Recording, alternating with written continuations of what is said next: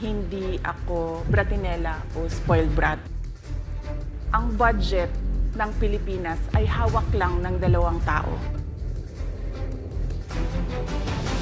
Magandang araw po, Madam Vice President. Una sa lahat, nagpapasalamat po kami sa pagkakataon na binigyan niyo po sa amin at makapagtanong po sa inyo. Pero bago po ang lahat, ma'am, ano po ba ang dahilan at nabigyan niyo po kami ng pagkakataon na magpa-unlock po kayo ng interview? Maraming salamat sa pagkakataon na ibinigay sa akin ngayong araw na ito. Nagpa-interview ako dahil gusto ko na malaman ng taong bayan at ma-explain sa taong bayan kung bakit hindi ako sumasagot sa question and answer sa budget hearing ng Office of the Vice President para sa budget proposal namin 2025. Gusto ko kasi na maintindihan ng taong bayan saan ba ako nanggagaling.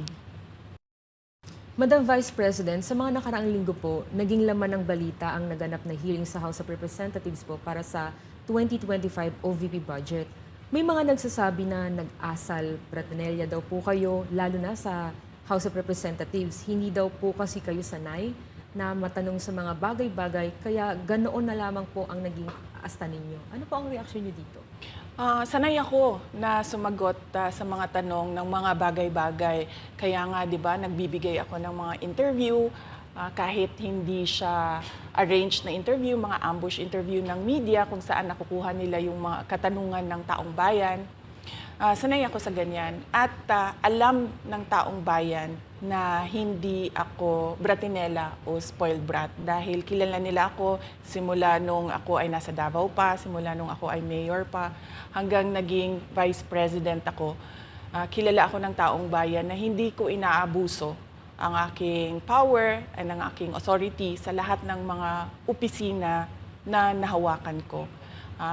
Testigo ko ang buong bayan na hindi ako isang spoiled brat. In fact, nung ako ay lumalaki, hindi naman, ang mga kaibigan ko, hindi naman sila galing sa political na pamilya, sa mga mayayaman na pamilya, sa mga powerful na pamilya. Sila ay mga ordinaryong tao lamang at yun ang kinalakihan ko. Isang ordinaryong environment ng isang ordinaryong citizen ng ating bayan. Sa palagay ko, hindi lang sanay ang iilan na mga miyembro ng House of Representatives na hindi nila makuha yung gusto nila at gusto nilang marinig na sagot. At hindi sanay yung mga iilan na mga representatives natin na sinasagot sila sa kanilang mga patutsada. Kaya sa tingin ko, isa din itong parang atake din nila na parang, oh, bratinela yan. Kahit na sumagot naman ako, hindi nga lang sa gusto nila. Kaugnay dyan, Madam Vice President, dito sa budget hearing, naniniwala po ba kayo na may kapangyarihan talaga ang Kongreso na busisiin ang budget po ng bawat ahensya ng gobyerno? Siyempre, oo, nakalagay yan sa ating saligang batas na ang Kongreso natin ang merong power of the purse. Kaya nga, di ba, merong mga budget hearings at merong pagpasa ng budget mula sa House of Representatives at sa Senado natin, sa Kongreso natin.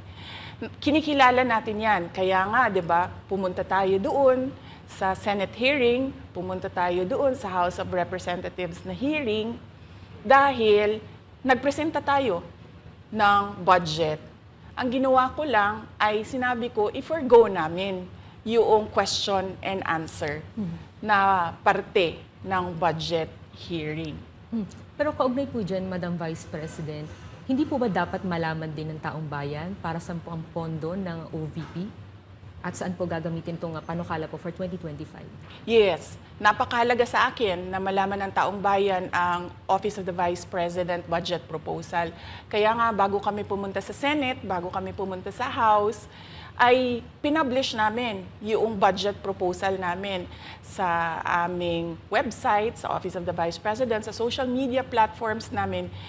Ginawa namin siyang madaling intindihin ng taong bayan kung saan papunta yung budget proposal ng Office of the Vice President. Ma'am, going back dun po kaninang sinabi nyo na yung ilang beses niyo pong sagot sa mga kongresista that you will forgo the opportunity to defend the 2025 budget proposal of the OVP and will defer to the wisdom of the Congress, bakit tila daw po iniiwasan niyo? Parang ganun po yung lumalabas daw. Oo.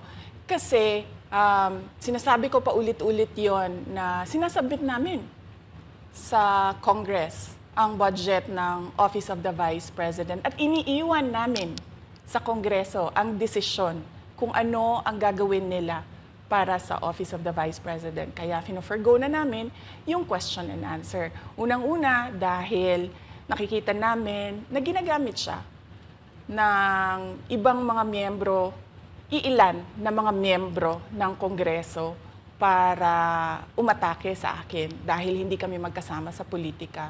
At pangalawa, kasi ang budget ng Pilipinas ay hawak lang ng 2 tao. Isa yan sa mga rason kung bakit ako nag-resign sa Department of Education.